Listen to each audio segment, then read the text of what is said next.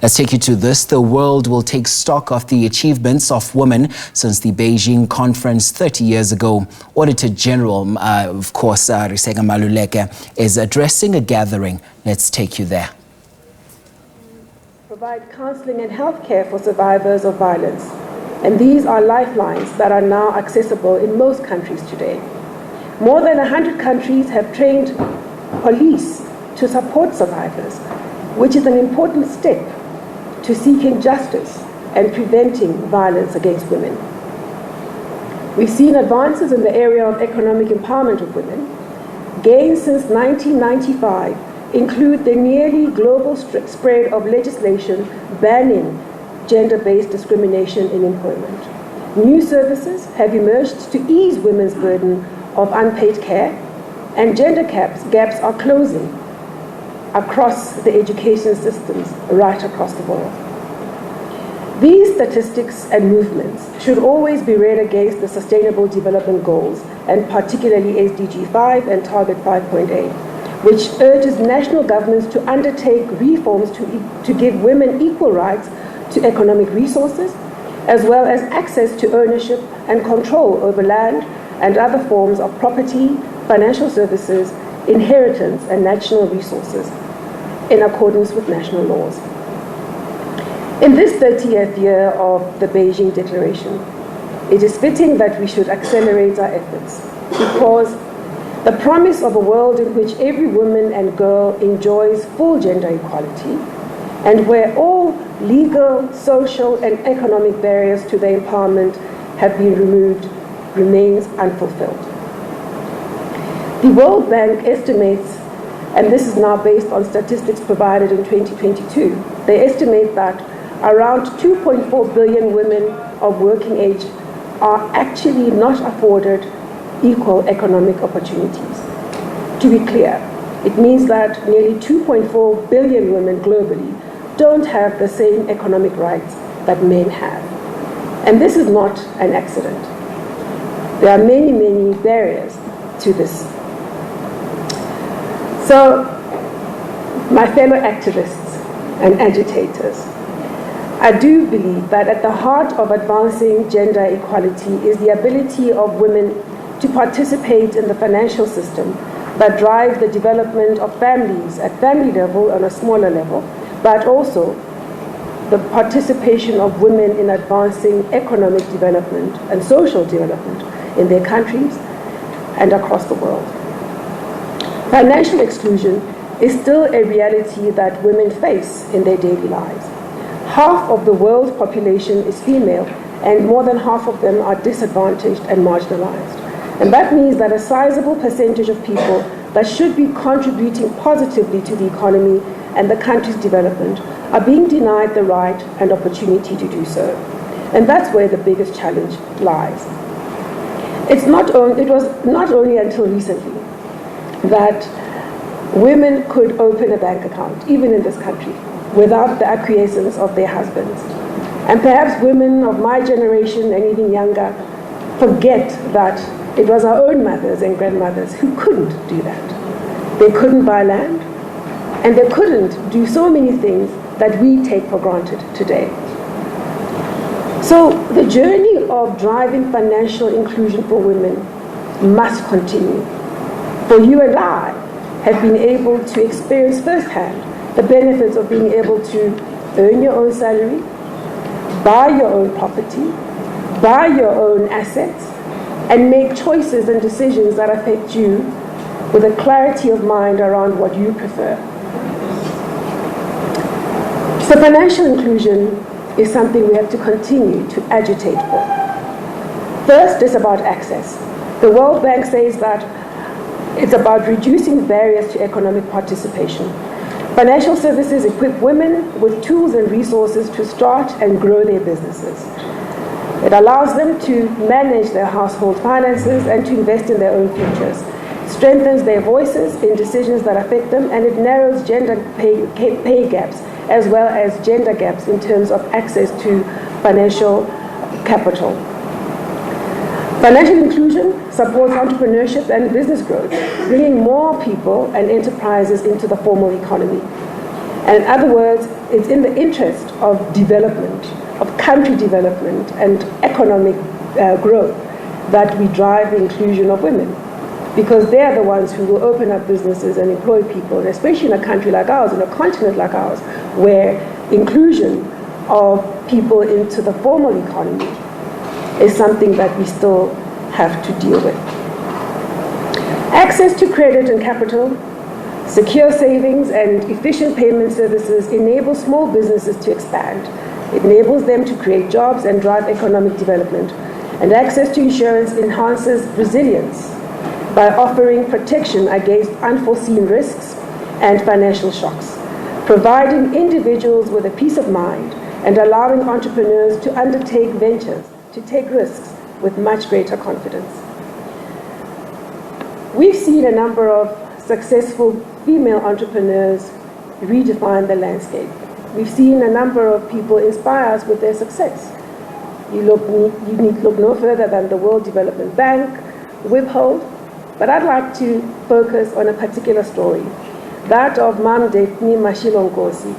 She and a cohort of women founded Kalahari Manganese, and they played an important role in mining, encouraged and aided by progressive national legislation that provided a basis for access for gender-neutral economic activity in that space. And once in the driving seat, Ms. Daphne ensured that women were in meaningful positions, starting with the board. In fact, we hear that her insistence on women taking their rightful place is cited as the reason why at one stage she was stripped of her own directorship, which fortunately and justly was restored. Thanks to her vision and investment in communities, today the famous Chris Hani Baragwanath Hospital is one of the recipients of a hematology-oncology center. So I tell this story to highlight just what impact giving women opportunities can actually have, not just on their own lives or on the businesses they're dealing with directly, but can have in terms of driving better lives for other people as well.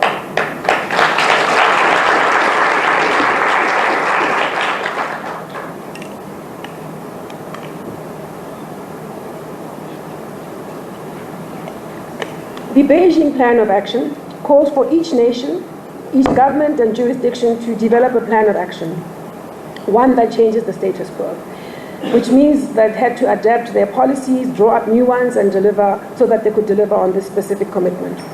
So countries have many policies, laws, plans to drive change. Our country is no different. However, equally important, if not more so, countries must have leaders and institutions that can implement those plans and policies and laws in the way that is intended.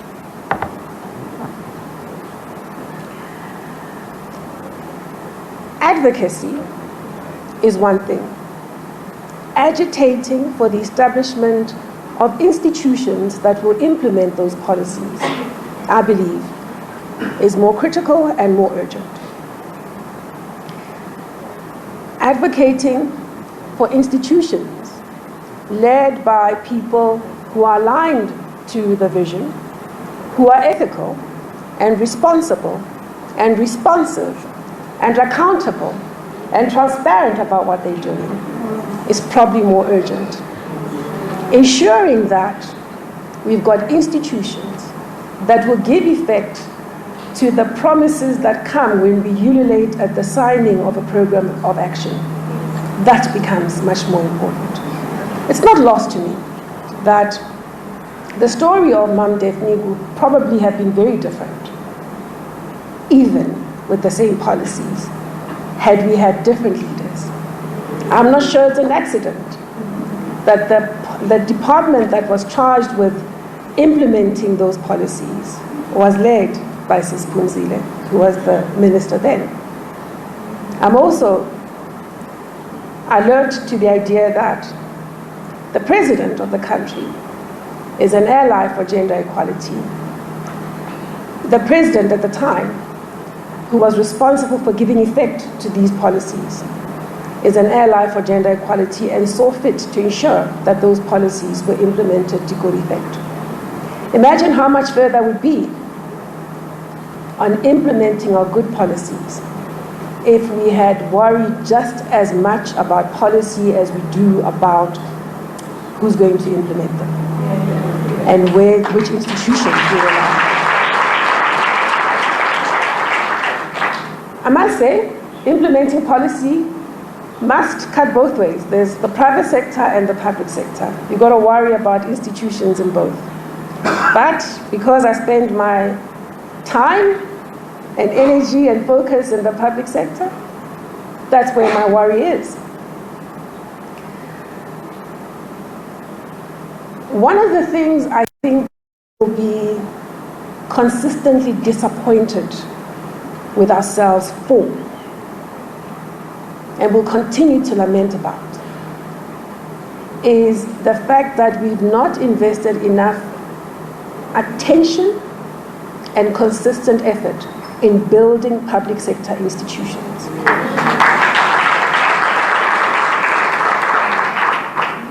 We establish policies and we ululate when that happens, and that's correct. But somehow we seem to be then surprised when those policies aren't implemented. And yet we've taken our own eye off the ball in terms of who's implementing them. So I'll tell you what I see. When we issue audit outcomes, and I have to get there, I am the Auditor General. What we do is we audit financial statements, right? So the accountants and auditors in the room will tell you there's a process through which you technically look at the financial statements, and what you say is whether or not those financial statements can be relied upon. And it's important because if somebody can't produce financial statements that can't be relied upon, it means they don't have the financial management disciplines that are necessary. So it's important, that's one tick. The second thing we look at is whether or not the performance report, that report where they tell you what they've actually done with the money, and they show whether or not that's consistent with what was agreed when the money was put into the hands of those stewards, whether or not that report can be relied upon. That's important. And then we look at whether or not the law is being complied with. And that's when the financial statements are credible, performance report is credible, and there are no non-compliances. Then we say there's a clean audit. So I know that people in the private sector often ask, what is this thing about a clean audit? Why don't you just worry about financial statements? Here's the thing. In the public sector, we must worry about whether or not the money is being used to the effect we intended. Our attention is not merely on the bottom line. Our attention is not merely on whether or not the cash flow statement balances, as important as that is. Crucial that we have a conversation about how was our policy implemented? How were the objectives we gave actually met or not met? Then you can have an accountability conversation. And then we say, have you complied with the law? So when we say as the Audit Office, there are so few clean audits, I invite you to read into that we do not yet have a dominance of institutions in the public sector that comply with the rule of law. I invite you to remember that what it tells you is that we have not yet built a system where the things we hope for and promise through legislative means have a likelihood of being implemented. In South Africa, we've made major gains in terms of legislation on gender equality and all those pillars we spoke about. We've made tremendous gains. And then we advocate for procurement, public procurement, to be done in a manner that's going to deliver benefits to black people and especially black women. And then we keep wondering why that promise isn't delivered. The simple answer I can offer is that we've not yet invested in building the capability to implement our policies. So the next time someone says, I have an unqualified audit, I think you're allowed to smile, but I'm not sure you should applaud. Because it tells you that that person, for as long as they're unable to show you that they have the systems, the disciplines, the practices, the capability to implement policy, they're not going to meet your expectations. They're not likely to deliver on what we've all agreed is important. In Agenda 2063, the continent committed itself to full gender equality in all spheres of life, by ensuring that all obstacles related to women owning or inheriting property or business, signing a contract, owning or managing a bank account would be removed by 2023. And there are some impediments that prevented women from taking part in the economy, and that's why these specific items were identified through Agenda 2063. And sadly, the lot of women in this regard hasn't changed as quickly as what was intended. As we sit in 2025, we're still quite far from what we had hoped for. Some progress, yes, and the statistics show us that there has been progress. But if we track across the continent and if we look at the different regions, we're still not meeting what we'd hoped for. There are some good examples. An example is in Lesotho, where the conversion of land tenure from customary to registered leases created opportunities for women to secure land. And now, before the Land Act of 2010, 73% of leases in Lesotho were registered to men only. But with the advent of this act, women now hold 34% of the leases, while joint registration by men and women stands at 25%. So maybe you can add half of the 25 to the 34. That's significant progress in a fairly short space of time.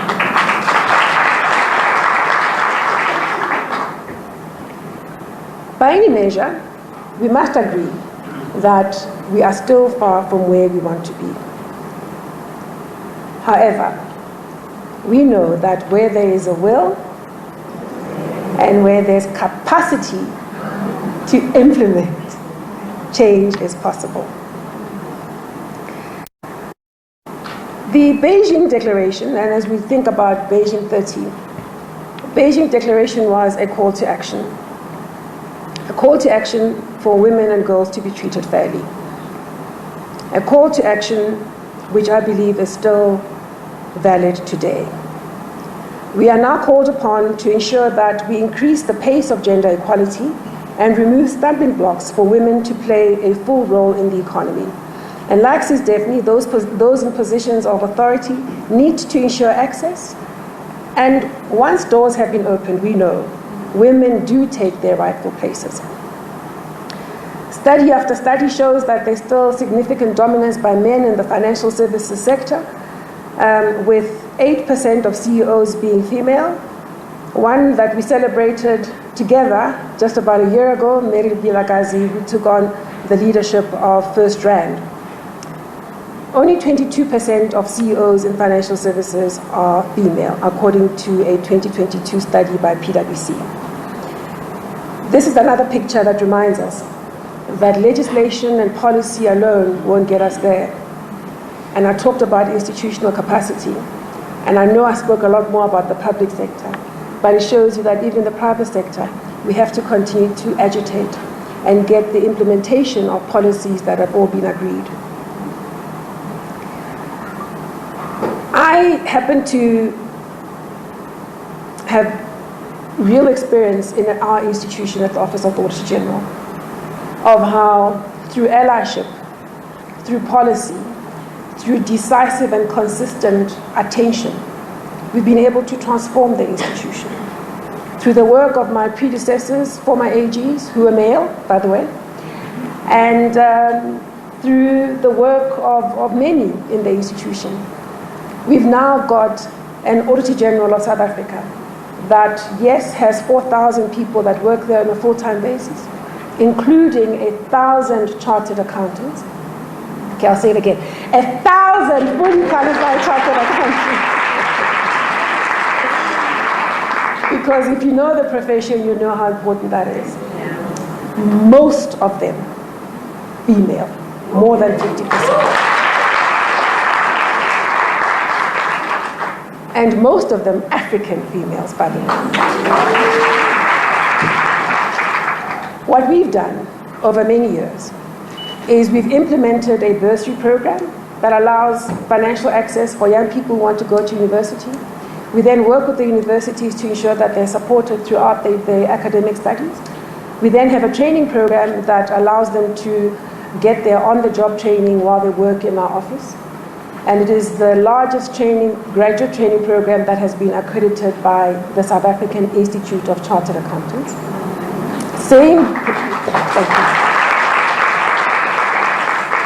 Same program you would find in any of the auditing firms that you would interact with in the private sector.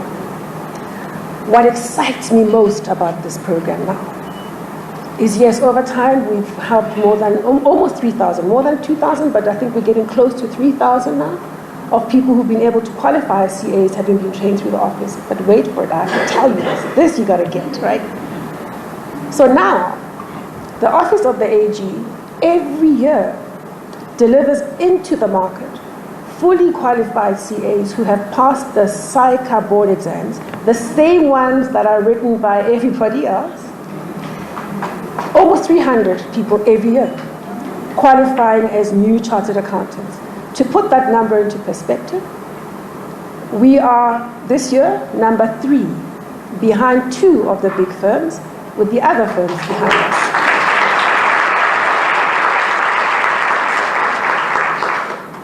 It's one of the things that excites me because it tells us that not only are we creating opportunities for young people who come and train and get their designation, and then they go on to do wonderful things. Yes, some stay, but they go on to work in the public sector, in the private sector, and globally. But the other thing that excites me is we can demonstrate to the world, but importantly to South Africans, that a public sector institution can be just as good as a private sector. In our small way, we are certain that young black people, young black women, most of them are, they can do anything they set their minds on. And they can achieve anything in the world as long as they're willing to work for it. And we are certain that if you give people opportunity, they'll take their rightful place in society. And that's what we're doing in our small firm.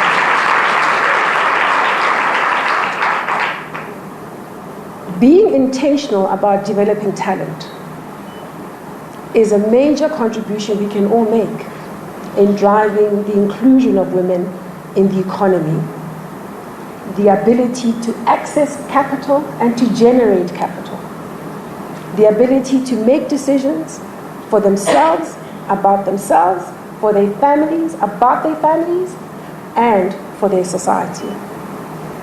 By driving the professionalization of our office, we've been able to demonstrate that.